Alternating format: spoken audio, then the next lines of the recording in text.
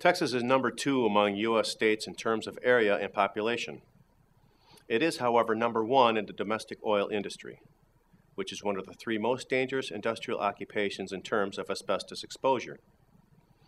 BP Amoco, Chevron, Citgo, Esso, Exxon, FINA, Gulf, Mobil, and Shell are just some of the major corporations that own and operate oil refineries where workers have contracted mesothelioma.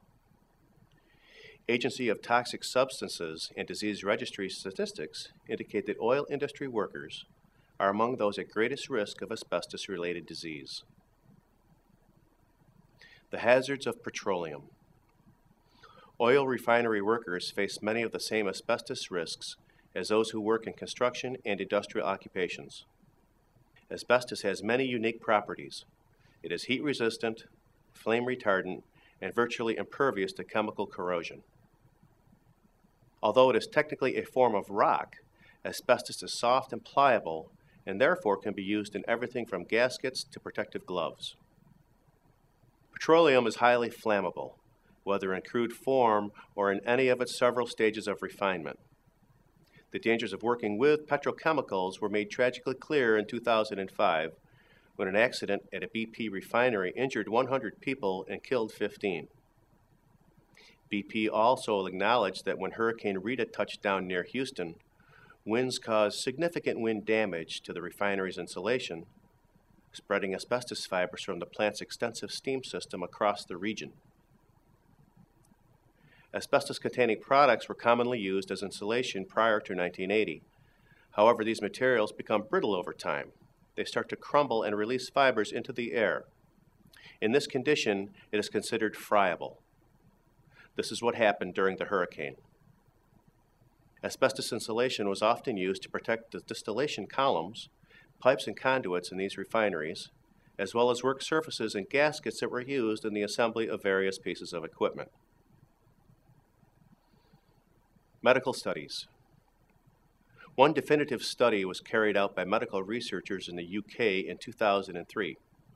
This study tracked 45,000 oil industry workers who had been employed for a period of at least 1 year during the 3.5-decade period between 1946 and 1971. The study included all oil industry employees, including those who actually worked in the refineries and those who were involved in delivery and distribution. Workers in the first category suffered from significantly elevated rates of mesothelioma and other cancers when compared to the general population. Other Texas asbestos industries.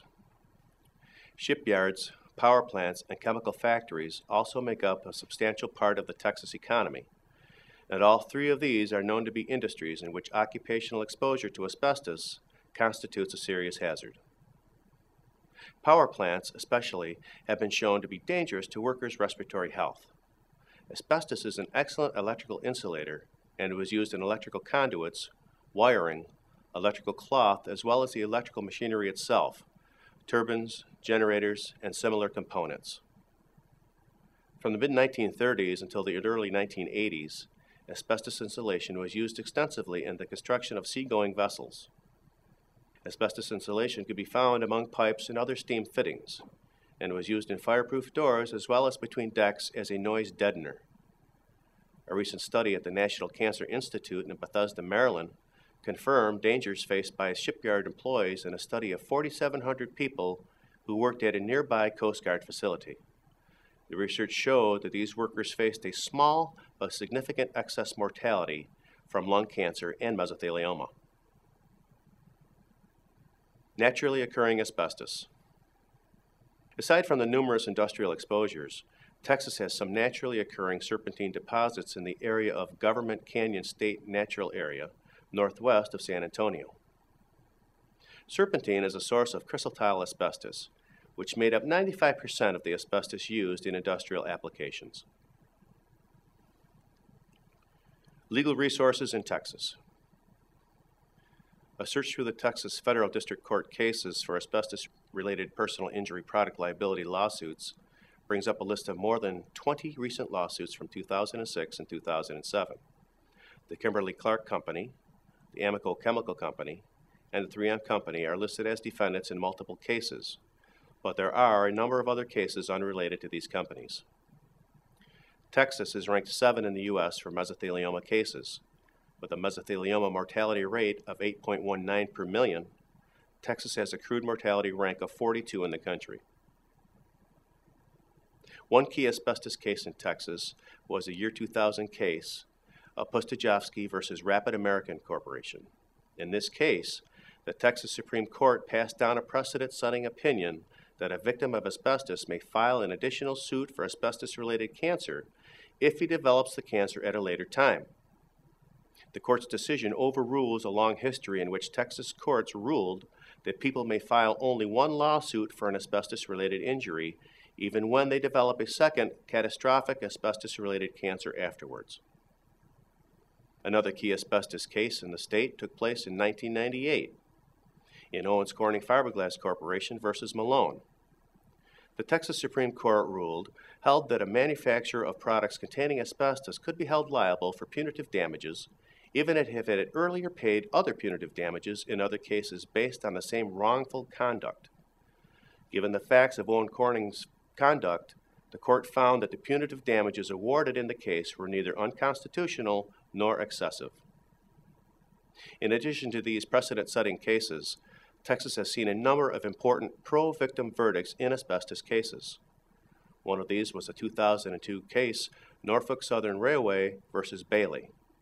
In this case, the Texas Court of Appeals in Austin upheld a substantial verdict awarded to a railroad worker who had developed asbestosis.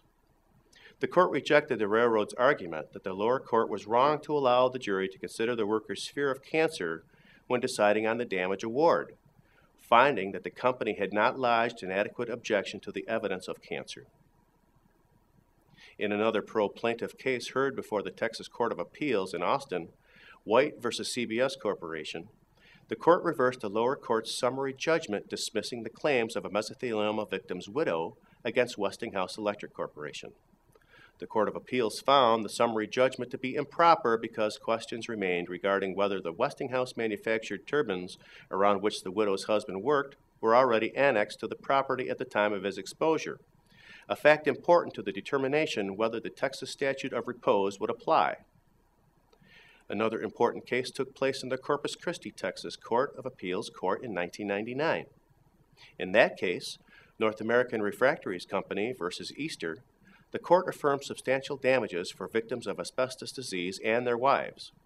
The court ruled that evidence presented in the original case was sufficient to prove the jury's findings of fact and the amounts of the awards. The court also stated that it was proper for the case to be judged tried together and that the punitive damages awarded by the jury were not excessive. As in many other states, Texas often is forced to consider where a court case should be properly judged. In many cases, asbestos victims who are exposed to asbestos in one area of the country eventually come to live in another state, where the effects of their asbestos exposure become known. In these cases, it can be difficult to determine which court should examine the complaint. In the 1999 case, Pittsburgh Corning Corporation versus Walters, the Corpus Christi Court of Appeals affirmed a lower court's ruling in favor of a widow whose husband developed mesothelioma as a result of asbestos exposure.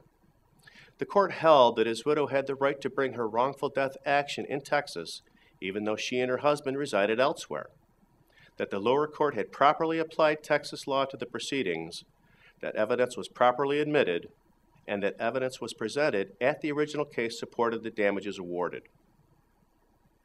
Those interested in filing lawsuits should know that the statute of limitations for personal injury law in Texas is 2 years, with a discovery rule that states that this amount of time begins when the problem, in this case the mesothelioma, either was discovered or should have been discovered. Wrongful death cases follow the same statute of limitations and discovery rule.